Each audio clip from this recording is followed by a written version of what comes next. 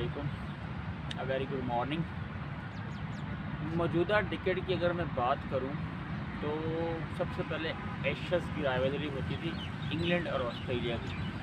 लेकिन जिस तरह को पिछले 2, 3, 4 साल से हाइप क्रिएट हुई है इंडिया और ऑस्ट्रेलिया की बॉर्डर गवास्कर सीरीज़ की, तो उसको देखते हुए हम कह सकते हैं कि ये इस डेकेड की सबसे बड़ी बायलैटरल टेस्ट सीरीज़ होने जा रही है बिटवीन ऑस्ट्रेलिया और इंडिया। मोस्ट प्रोबेबली जुमे को इनका पहला टेस्ट मैच स्टार्ट हो रहा है, लेकिन उससे पहले इंडिया को दो बड़े सेटबैक हुए हैं। एक तो ऑब्वियसली आपको पता है कि उनका कैप्टन नए फादर्स बने हैं, उनके यहाँ बच्चे की पैदाइश हुई है और वो पहले टेस्ट नहीं खेलेंगे। उनकी रिप्लेसमेंट में जसप्रीत बुमराह कैप्टनसी करेंगे टीम इंडिया की। दूसरा सेटबैक रिसेंटली पर्थ के मैदान पर शुभमन गिल, जो उनका वन डाउन बैटर है या टॉप ऑर्डर बैट्समैन है, उनका अंगूठा ज़ख्मी हो गया। फ्रैक्चर तो नहीं हुआ, ये इंडियन शायकीन के लिए एक अच्छी खबर है कि वो एक लंबे अरसे के लिए टीम से बाहर नहीं हुई। हालांकि देखा जाए इस सीरीज़ की हाइप अब थोड़ी सी कम हुई है। जिस तरह न्यूजीलैंड वाली सीरीज़ से पहले इंडिया ने डोमिनेट किया हुआ था अपने घर के ऊपर, दुनिया की हर टीम को मारा। 2 दफ़ा उन्होंने ऑस्ट्रेलिया को ऑस्ट्रेलिया में जाके मारा। उसमें मैं हमेशा कहता हूँ कि सबसे बड़ा किरदार, सबसे बड़ा रोल ऋषभ पंत का रहा है। तो कहीं ना कहीं अब थोड़ी सी उसमें कमी ज़रूर आई है, लेकिन अभी भी स्टिल वो हाइप मौजूद है इंडिया और ऑस्ट्रेलिया के दरमियान टेस्ट सीरीज़ के हवाले से। अगर मैं प्लेइंग 11 की बात करूं तो शायद आज से कुछ 4-5 हफ्ते पहले या 2 महीने पहले पूछे तो मैं इंडिया को फेवरेट कहता, लेकिन अब मेरे ख्याल में 50-50 भी नहीं रहा।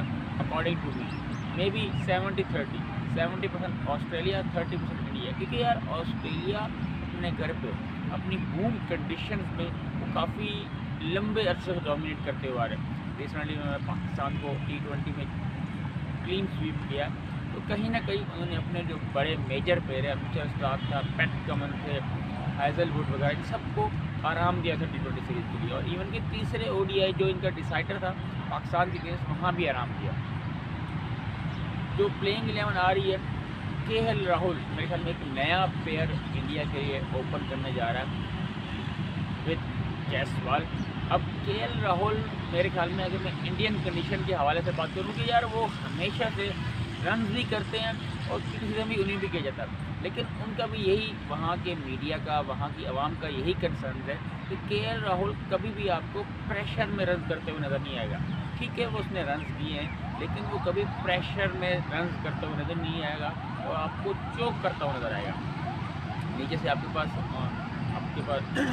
विराट कोहली बैटिंग करने आएंगे, ऋषभ पंत आएंगे। वन डाउन पे शायद जो सुनने में आ रहा है, जो सोर्सेस से खबरें आ रही है कि पेडिकल का शायद इंडिया डेब्यू कराने जा रहा है। तो कहीं ना कहीं मेरे ख्याल में इनके पास इनएक्सपीरियंस टॉप ऑर्डर बैट्समैन है। आज से कुछ 6 महीने या 8 महीने पहले आपके पास विराट फॉर्म में थे, आपके पास जायसवाल फॉर्म में थे, आपके पास रोहित अच्छे रन कर रहे थे। रोहित ने कोई इतना खास वो इम्पैक्ट नहीं छोड़ा, पर्टिकुलर अगर मैं टेस्ट की बात करूँ तो। अगर नीचे से जो खबरें आ रही हैं कि सरफराज खान को ड्रॉप करने जा रहा है इंडिया और ध्रुव जुरेल को खिलाने जा रहा है, आई थिंक मेरे ख्याल में ये एक ऐसा फैसला है, मैं इससे डिसएग्री करूँगा। उसकी वजह ये है कि ध्रुव जुरेल ने थोड़ा जो परफॉर्म किया अगेंस्ट इंग्लैंड, वो अपने एशियन कंडीशन या इंडियन कंडीशन पे परफॉर्म किया। जब वो ऑस्ट्रेलिया में जाएगा, बाउंसी ट्रैक पे जाएगा, वहाँ पे कैसा परफॉर्म करने वाला है वो देखने वाली बात है। मेरे ख्याल में सबसे अच्छा जो प्लस पॉइंट है इंडिया के लिए, उनकी जो बैटिंग के अंदर डेप्थ है। जडेजा है उनके पास, रविचंद्रन अश्विन एक वेल हैंडी ऑलराउंडर है, और ऑफ स्पिन से जाहिर सी बात है वो खिलाएंगे। उनकी प्लेइंग 11 का मुस्तकिल हिस्सा है, क्योंकि ऑस्ट्रेलिया के 3 लेफ्ट हैंडर है। ट्रेविस हेड है उनके पास, एलेक्स कैरी है, और एक आधा शायद और भी है जो मैं अभी याद नहीं आ रहा, लेकिन ट्रेविस हेड और एलेक्स कैरी इनके पास लेफ्ट हैंडर जो ऑफ स्पिन के अगेंस्ट हिस्से हैं। Same goes for fast bowler भी उनके पास जसप्रीत बुमराह आपको पता है कप्तान है, लेकिन जो उनके 2 ऑप्शन और हैं उनमें सिराज, आकाशदीप और हर्षित राणा, इन 3 में से किसी 2 को खिलाना है। और जो रिलायबल सोर्सेज से पता चल रहा है कि सिराज को बाहर बिठा रहेगा सोचा जा रहा है। तो जसप्रीत बुमराह के साथ मोस्ट प्रोबेबली हर्षित राणा और नवीद सैनी काम करेंगे। तो कहीं ना कहीं मेरे ख्याल में ऑन पेपर अगर देखा जाए, अगर दोनों टीमों की तुलना की जाए, तो India is much weaker then Australia. Australia एक तो अपने घर पे खेल रही है और उसके बाद अपनी होम कंडीशन का पूरा फ़ायदा उठाएगी। तो कहीं ना कहीं मुझे लग रहा है कि शायद ये बॉर्डर गवास्कर सीरीज़ कहीं वो रिकी पॉन्टिंग की तरह, जिन्होंने कहा कि वो 4-1 से भी इंडिया को हरा सकते हैं। क्योंकि यार रिसेंट के अंदर जब अगर 6 महीने पहले बात की न्यूजीलैंड वाली सीरीज़ से पहले, तो मैं बड़े दावे के साथ कह सकता था कि यार इंडिया डोमिनेट करेगा, और उन्होंने पिछले 2 सीरीज़ में बॉर्डर गवास्कर में डोमिनेट किया। उसमें ऋषभ पंत का किरदार है, उसमें विराट का किरदार है। तो कहीं ना कहीं इंडिया के कैंप में भी ये खबर है, या इंडिया के कैंप में ये डर है कि यार कहीं ना कहीं हम WTC के फाइनल से बाहर हो जाए। याद दिलाता चलूँ कि WTC के फाइनल में इंडिया को पहुंचने के लिए कम से कम 4 टेस्ट मैच ऑस्ट्रेलिया को हराने होंगे, इवन के ड्रॉ पे भी बात नहीं बनेगी।